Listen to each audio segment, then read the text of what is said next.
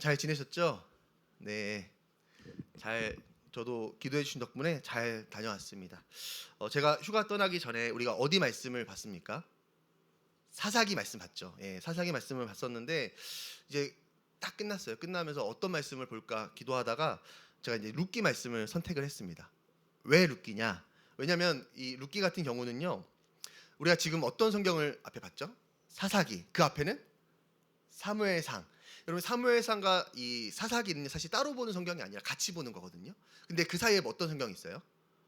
룻기, 창세기, 출애굽기, 레위기, 조기 교육이 참 중요합니다. 민수기, 신명기, 여호수아, 사사기, 룻, 사무엘상하. 네, 여기까지.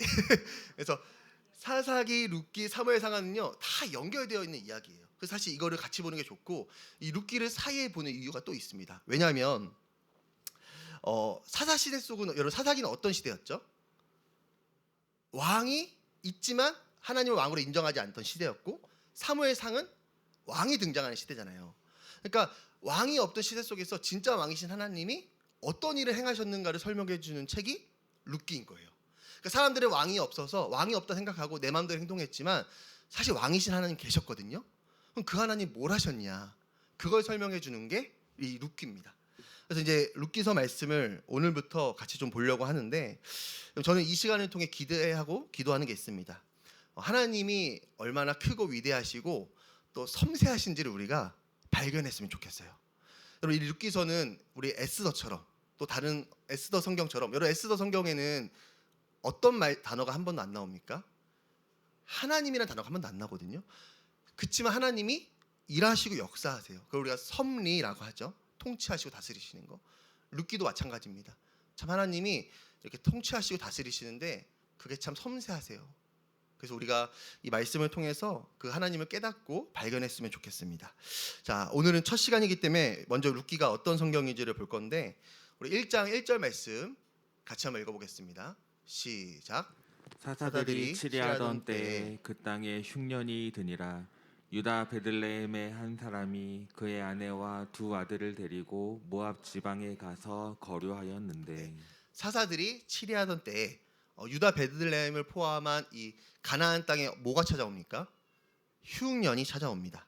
그러자 이 베들레헴에 살고 있던, 여러분 이름을 잘 기억하세요. 엘리멜렉. 몇 명 안 나거든요. 엘리멜렉이라고 한 사람이 흉년을 피하기 위해 자신의 아내 나오미야 두 아들 말론과 기럨을 데리고 어디로?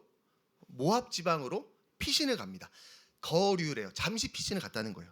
지도를 한번 보여주시면, 여러분 베들레헴은 이제 사해를 기준으로 서편에 있고 모압은 동편에 있잖아요. 이 모압 같은 경우는 해발 700에서 1200m 사이에 위치해 있습니다. 여러분 그러니까 강수량이 비교적 풍부하고 넓은 목초지가 있어요. 그러니까 농사와 목축을 하기에는 알맞은 땅입니다. 그래서 성경을 보면요, 이 모압과 관련된 이야기를 할 때는 농사 또는 포도원과 관련된 이야기가 많이 나와요. 여러분 왜 대부도의 포도가 유명하죠?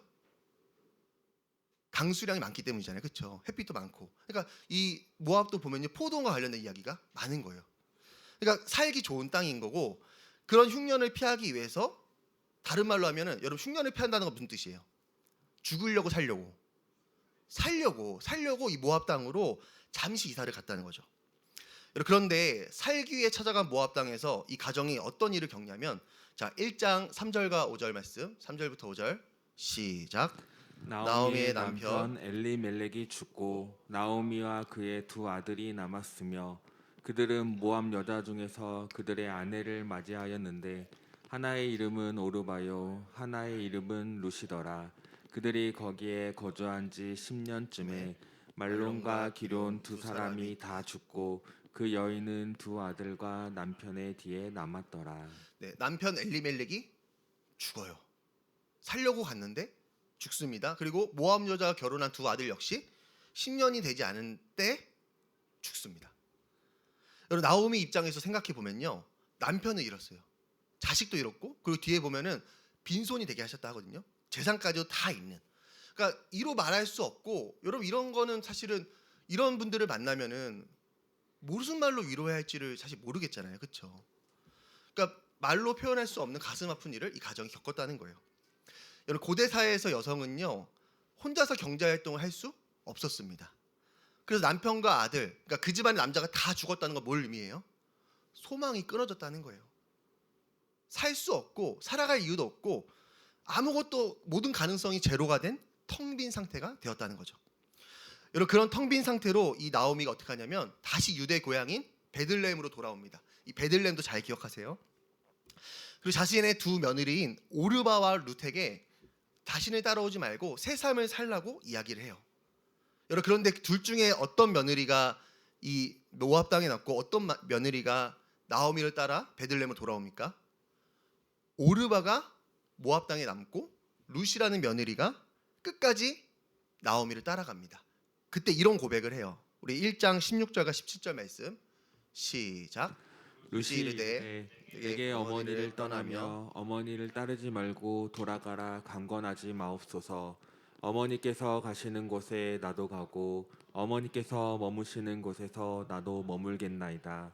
어머니의 백성이 나의 백성이 되고 어머니의 하나님이 나의 하나님이 되시리니 어머니께서 죽으시는 곳에서 나도 죽어 거기 묻힐 것이라. 만일 내가 죽는 일 외에 어머니를 떠나면 여호와께서 내게 벌을 내리시고 더 내리시기를 원하나이다 하는지라. 아멘. 저는 아들이 없지만 딸이 둘이잖아요. 나중에 사이가 들어오면 이런 사이가 들어왔으면 좋겠습니다. 아버님 가시는 곳에 제가 가고 아버님 머무시는 곳에 제가 머물며 아버님을 떠나는 건 저희 생에 절대 없을 것입니다. 혹시 제가 셋째가 아니 혹시입니다. 전혀 아니고요. 아들이라면 네, 아들이라면 이런 며느리가 있었으면 좋겠어요. 그렇죠? 집사님 윤여자 쌤 그렇죠? 네. 우리 소영이가 계속 웃고 있습니다. 그러니까 어머니 고백을 봐야 돼요. 어머니 가시는 곳에 나도 가고 머무시는 곳에 나도 머물고 어머니 백성 내 백성, 어머님의 하나님 내 하나님. 어머니가 죽으면 나도 따라 죽을 거예요. 어머니를 내가 죽는 것 외에는 어머니 떠나는 일이 절대 없을 거예요. 여러분 이게 뭡니까? 임마누엘이잖아요. 그러니까 영원히 함께 하겠다고 약속을 했다는 거예요. 그리고 거기서 룻이 누구를 만납니까? 보아스를 만납니다. 결혼하고 자녀를 낳죠. 어떤 자녀를 낳냐면 오벳이라는 자녀를 낳아요. 그런데 이 오벳은요, 오벳은 보아스의 자녀가 아닙니다. 누구의 자녀예요? 기론의 자녀예요. 기론. 왜냐하면 여러분 이스라엘 같은 경우는 우리나라와 달리 계대 결혼이라는 게 있어요. 계대. 이 계대가 뭐냐면 이을께 대신할 대자를 써서 대를 대신 이어주는 게 바로 이 계대 결혼입니다. 다른 말로 하면 수혼법이라고 하는데 이런 거죠. 어떤 사람이 자식이 없이 죽었어요. 그러면은 그 사람의 와이프를 형제 또는 가까운 친척이 결혼을 해서 이 죽은 사람을 대신 후손을 낳아주는 게 바로 계대 결혼입니다. 이게 수혼법이라고 하거든요. 그러니까 보아스가 룻이랑 결혼을 해서 자녀를 낳아서 오벳을 낳는데 이 오벳은 누구의 자녀다? 보아스의 자녀가 아니라 보아스가 이 기론의 자녀. 그러니까 기론은 누굽니까? 룻의 원래 남편, 전 남편이잖아요. 사별한 남편. 그 남편의 자녀를 대신 낳아줬다는 거예요. 그리고 그 오벳이 태어났고 오벳을 통해 이새가 태어나고 이새를 통해서 다윗이 태어나는 게 이 룻기서의 이야기입니다. 그래서 여러분 룻기서가 어떻게 끝이 나냐면요. 마지막 장 마지막 절 시작. 오벳은 이새를 낳고 이셋은 다윗을 낳았더라. 여러분 처음 시작은 뭐였어요? 나오미의 이야기였다가 끝은 다윗으로 끝나는 게 이 룻기의 이야기라는 거예요. 여러분 룻기는 이 룻기서의 배경이 되는 이때로부터 다윗은 몇 년 뒤에 태어나냐면요. 약 100년 뒤에 태어나요. 약 100년 뒤에 태어날 다윗의 이야기로 딱 마무리가 됩니다. 자, 그렇다면 여러분 성경을 볼 때 항상 이 퀘스천 마크를 가지셔야 돼요. 왜 룻기서는 100년 뒤에 태어날 다윗의 이야기로 이 마침표를 찍는가? 여러분 룻기라는 성경은요. 이 시대적인 배경과 기록된 시기가 다릅니다. 먼저 룻기의 배경은 언제냐? 자, 1장 1절 말씀 보여주시면 언제죠? 네, 사사들이 치리하던 때래요. 여러분 여기서 사사들이란 사사시대 중반쯤을 의미합니다. 사사시대 중반쯤에 누가 등장하냐면 기드온이 등장해요. 그러니까 사사기 6장 7장 이때 기드온이 나오는데 이 기드온 이후로 등장하는 이 사사시대가 이 룻기의 배경이라는 거죠. 근데 배경은 사사시대지만 기록은 언제 했냐? 다윗 왕 집권 초기에 했습니다. 다윗 왕 집권 초기에 기록을 했습니다. 자, 그걸 어떻게 할 수 있냐? 4장 22절 말씀 한 번 더 보여주시면 여러분 마지막에 누가 기록이 되어 있어요? 다윗이 기록되어 있죠. 보통 이 룻기의 기록 연대를 포로기 귀환 이후 또는 이 다윗왕 집권 초기로 봐요. 그런데 포로기 때보다는요 다윗왕 집권 초기로 보는 게 맞습니다. 왜냐하면 만약 포로기 이후라면은 여러분 다윗의 아들이 누구예요? 솔로몬이잖아요, 그렇죠? 솔로몬도 있고 또 남유다의 훌륭한 왕들 누가 있죠? 벽 보고 기도해서 15년 연장받은 사람 히스기야. 또 누가 있어요? 뭐 많잖아요, 하여튼간에 훌륭한 좋은 왕들 많잖아요. 근데 그런 왕들이 기록돼야 하는데 딱 누구까지만 기록하고 있죠? 다윗까지만 기록하고 있기 때문에 이 룻기는 다윗왕 집권 초기에 기록했다고 보는 게 맞다는 거죠. 자, 그러면 또 질문을 가져야 돼요. 왜 하나님은 다윗이 왕이 된 집권 초기에 이 룻기서를 기록하게 했는가? 100년 전에 있었던 일이거든요. 그러니까 100년 전에 있던 일이 구전을 통해 계속 전달된 거예요. 전달되다가 언제 하나님이 그걸 쓰게 하신 거예요? 다윗이 왕이 된 집권 초기에 이걸 쓰게 하셨다는 거죠. 왜 이걸 쓰게 하셨냐? 여러분 이것을 우리가 알기 위해서는 이 다윗이 왕이 된 집권 초기에 시대적 분위기를 좀 알아야 됩니다. 여러분 다윗이 왕이 됐을 그 당시에는요 이스라엘에 큰 혼란이 있었어요. 왜냐하면 여러분 우리가 잘 알고 있는 것처럼 이스라엘의 초대 왕이 누굽니까? 사울이죠. 근데 그 사울이 어떻게 돼요? 블레셋과의 전투에서 길보아 산이라는 곳에서 전사합니다. 죽은 거예요. 여러분 그러면서 사울이 어느 지파 사람이에요? 베냐민 지파 사람들인데 이 베냐민 지파는 북쪽에 있거든요. 이 북쪽의 지파에 속해 있던 사람들이 누구를 왕으로 추대하냐면요 사울의 아들인 이스보셋을 왕으로 추대합니다. 자, 우리 사무엘하 2장 10절 말씀 같이 한번 읽겠습니다. 시작. 사울의 아들 이스보셋이 이스라엘 왕이 될 때에 나이가 40세이며 네, 사울의 아들 이스보셋을 왕으로 딱 추대해요. 그리고 지리적으로는 남쪽에 위치한 이 남유다에서 누구를 왕으로 추대하냐? 자, 2장 4절 시작. 유다 사람들이 와서 거기서 다윗에게 기름을 부어 유다 족속의 왕으로 삼았더라. 네, 다윗을 왕으로 추대합니다. 그러면서 이스라엘이라는 나라 안에 몇 명의 왕이 세워진 거예요? 2명의 왕이 세워진 대혼란이 내부적으로 있었다는 거예요. 여러분 그런 이 혼란을 해결하기 위해서 인간적인 방법을 씁니다. 그게 뭐냐? 자, 사무엘하 3장 1절 시작. 사울의 집과 다윗의 집 사이에 전쟁이 오래매. 네, 누가 왕이냐를 가리기 위해서 막 피터지게 싸우는 거예요. 사울의 집과 다윗의 집이. 그러면서 사람들 안에 자연스럽게 어떤 질문이 들어요? 왜 다윗이 왕이 돼야 하는 거야?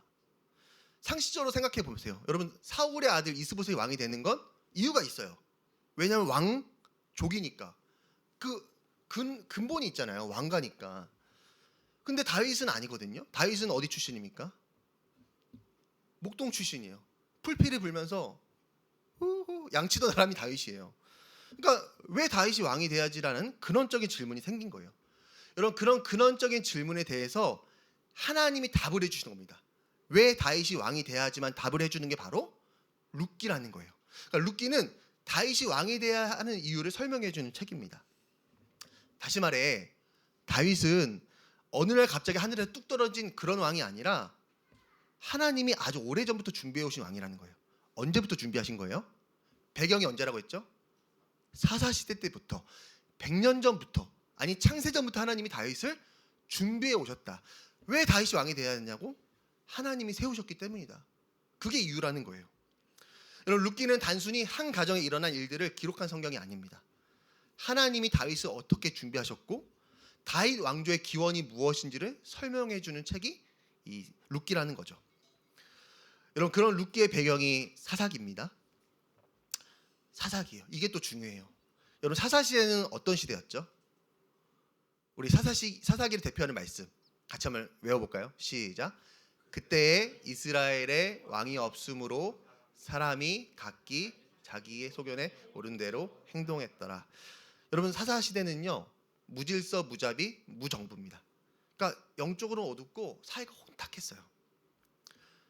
그래서 우리가 사사기를 생각하면 딱 이거밖에 떠오르지 않지. 이게 대표적으로 떠오르잖아요.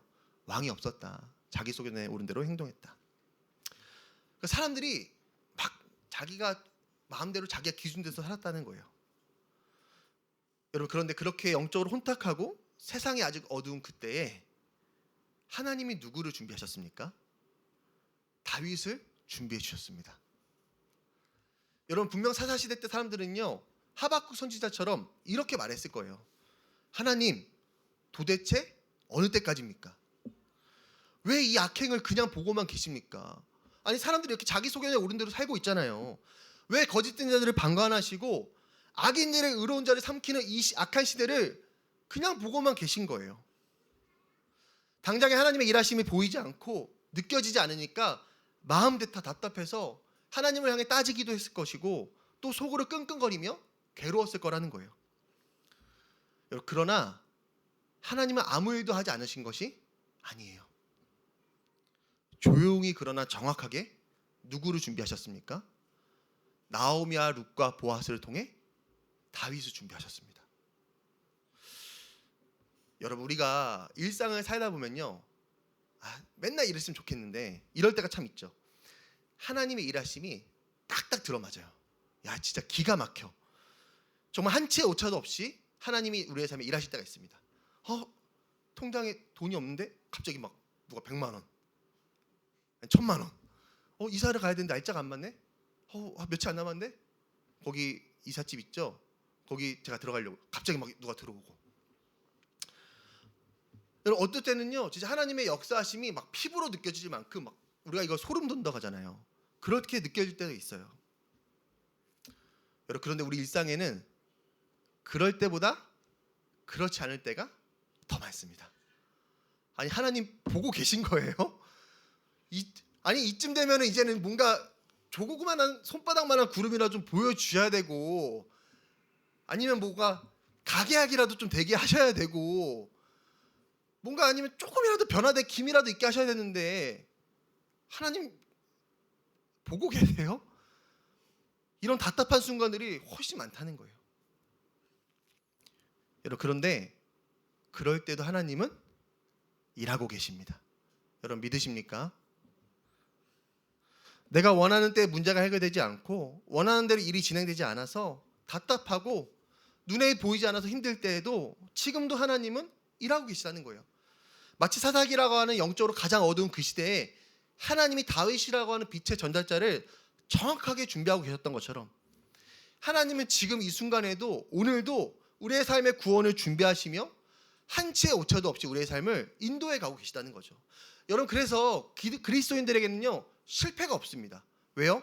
하나님 실패를 통해서도 일하시고 합력하여 선을 이루시기 때문에 당장에는 내 마음대로 안 되고 그래서 마음이 답답하고 힘들지만 하나님의 그것을 통해서도 일하시기 때문에 그리스도인의 삶에는 실패가 없다는 거예요.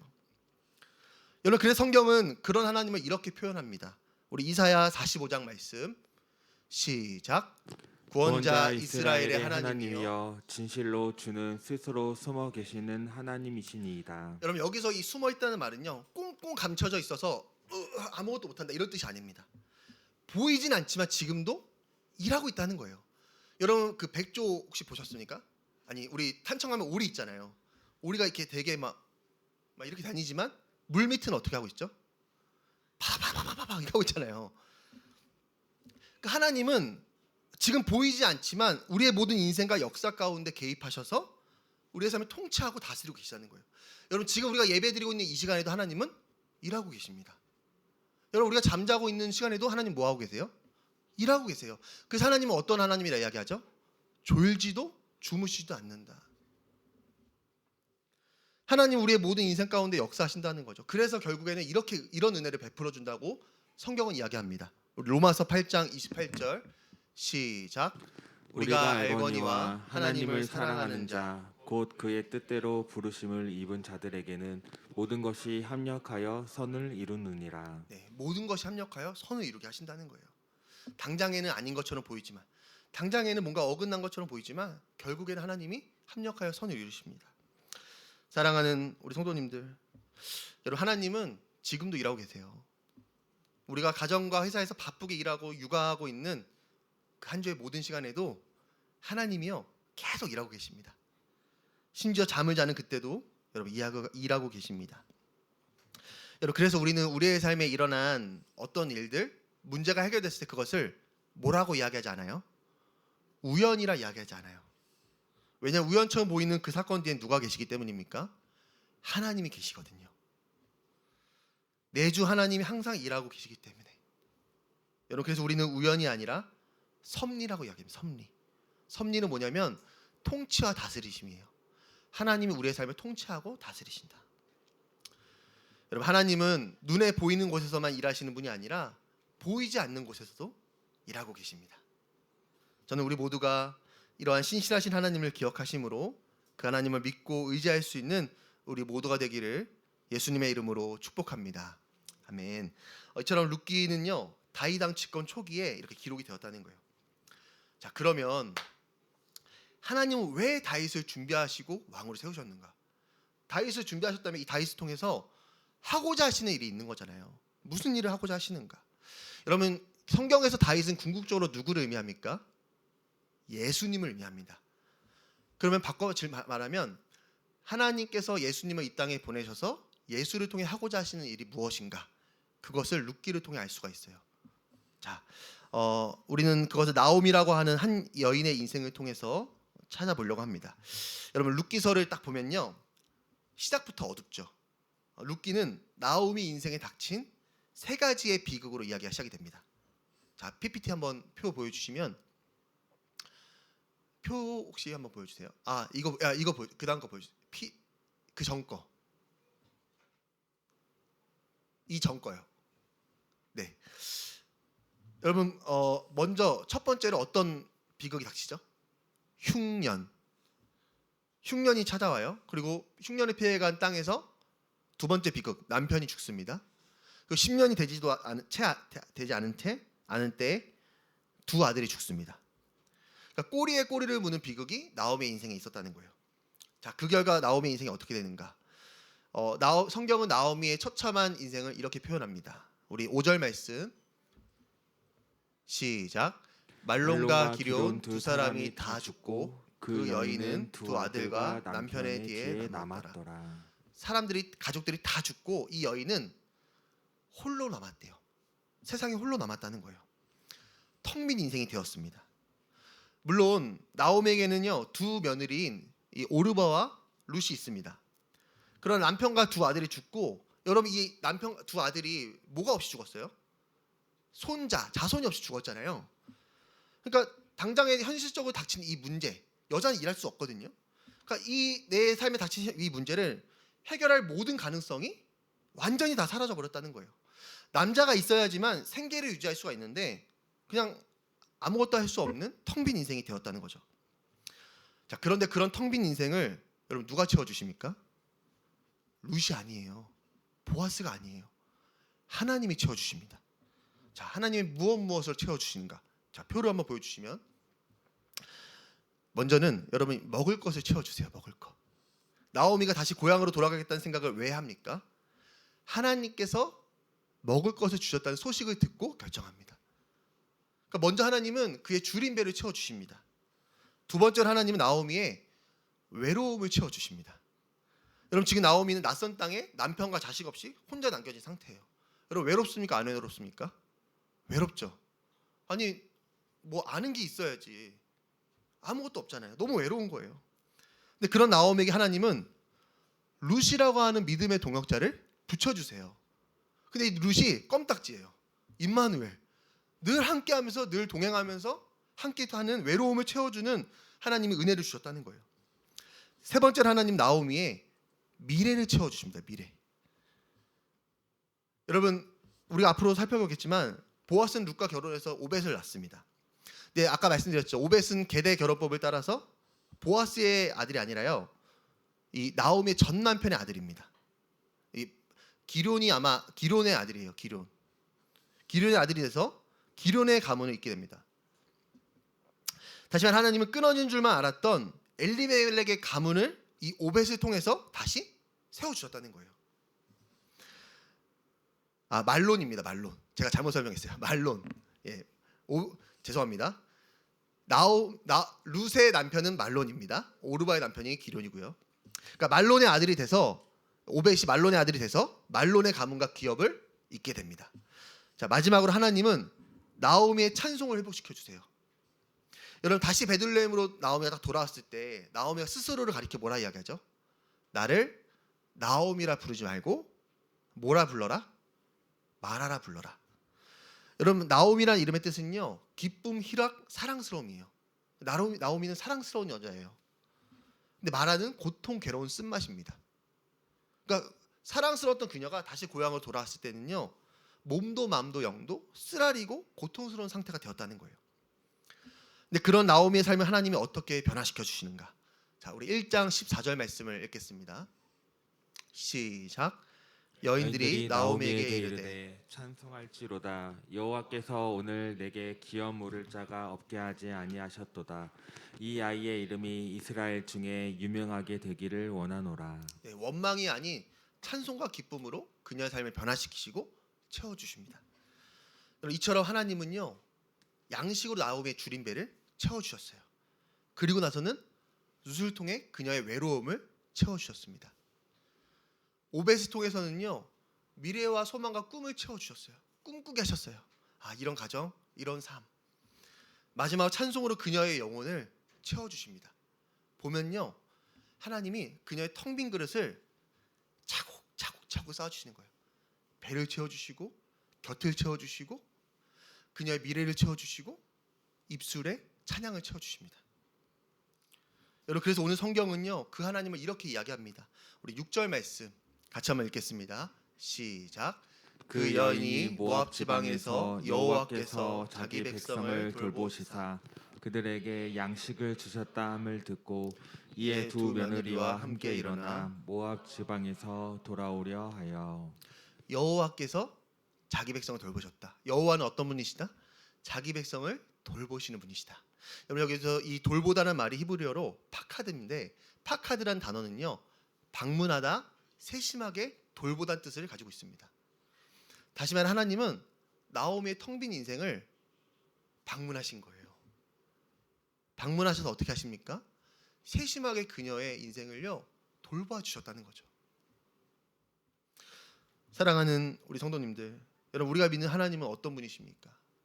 여러분, 우리의 인생이 텅 빈 것 같이 느껴질 때에 그냥 우리를 그 자리에 홀로 내버려 두지 않으십니다. 우리의 삶에 방문하셔서 우리의 삶을 세심하게 돌보아 주시는 분이 바로 우리 하나님이세요. 여러분, 그래서 우리의 인생이 텅 빈 그릇과 같이, 마라와 같이 괴롭고 쓰라린 그 상태에 있을 때 하나님은요, 가만히 두지 않으시고 어떻게 하십니까? 온갖 좋은 것들로 우리의 삶을 채워주신다는 거죠. 여러분, 그래서 시편에서 다윗이 이런 고백을 해요. 시편 30편 11절 말씀 제가 한번 읽겠습니다. 주께서 나의 슬픔이 변하여 내게 춤이 되게 하시며 나의 베옷을 벗기고 기쁨으로 띄우셨다. 하나님은 뭘 벗기셨대요? 슬픔의 옷을 벗기신대요. 그리고 뭘 입혀주신대요? 기쁨의 기쁨의 옷을 입혀주신대요. 우리가 슬픔의 옷을 입고 있을 때, 마라의 옷을 입고 있을 때 하나님은 그 옷을 그냥 입은 상태로 살게 내버려 두시는 것이 아니라 그 옷을 벗기셔서 기쁨의 옷으로 바꿔주신다는 거죠. 여러분, 하나님은 우리의 텅 빈 인생에 모든 그릇을 채우시는 분이십니다. 그 일을 누굴 통해 하신다는 거예요? 다윗의 후손이신 예수 그리스도께서 그 일을 하신다는 거예요. 여러분, 그러므로 우리는 우리의 인생이 텅 빈 것 같이 느껴질 때마다 누구를 찾아가야 합니까? 다윗의 자손이신 예수님께 나아가야 합니다. 여러분, 믿으십니까? 여러분, 예수님께는 온갖 좋은 것들이 있대요. 여러분, 그분께는 빛이 있대요. 내 안에 있는 어둠과 슬픔과 괴로움을 밝힐 수 있는 능력이 하나님께 있습니다. 사랑하는 우리 성도님들, 여러분, 지금 우리 인생에서 텅 빈 것 같이 느껴지는 삶의 자리는 무엇입니까? 여러분, 저는 앞으로 우리가 이 룻기 말씀을 살펴볼 때 먼저는 우리 안에 있는 텅 빈 그릇들을 우리가 발견했으면 좋겠습니다. 텅 빈 것을 다른 것으로 채우고 살다 보니까 텅 빈지 모르는 게 참 많이 있어요. 분명히 텅 비어 있거든요. 분명히 거기에 차 있는 것은 공갈빵처럼 그냥 헛것된 것이 채워져 있거든요. 근데 뭔가라도 있으니까 비어 있다는 생각을 못 해요. 먼저는 오늘 이 룻기서 말씀을 통해서 우리가 그 텅 빈을 발견했으면 좋겠습니다. 그리고는 그것을 가지고 다윗의 자손이신 예수님께 나아가서 주님이 주시는 온갖 좋은 것들로 체험받는 그런 시간들이 될 수 있기를 우리 예수님의 이름으로 축원합니다. 아멘. 우리 이제 말씀을 정리하겠습니다. 여러분, 룻기서는요, 핵심 질문이 이거예요. 누가 나오미의 텅 빈 인생을 채울 것인가? 우리 한번 따라해 볼까요? 누가 나오미의 텅 빈 인생을 채울 것인가? 여러분 누가 채워 주십니까? 하나님이 채워 주십니다. 그래서 룻기의 주인공은 룻이 아니에요. 보아스도 아니고 나오미도 아니고 하나님이십니다. 모든 성경의 주인공은 누구예요? 하나님이시고 다윗의 자손 예수님이십니다. 여러분 그래서 룻기 1장에 보면요, 돌아가다라는 동사가 무려 12번이나 등장합니다. 돌아가다. 여러분 하나님은 어떤 분이시라는 거예요?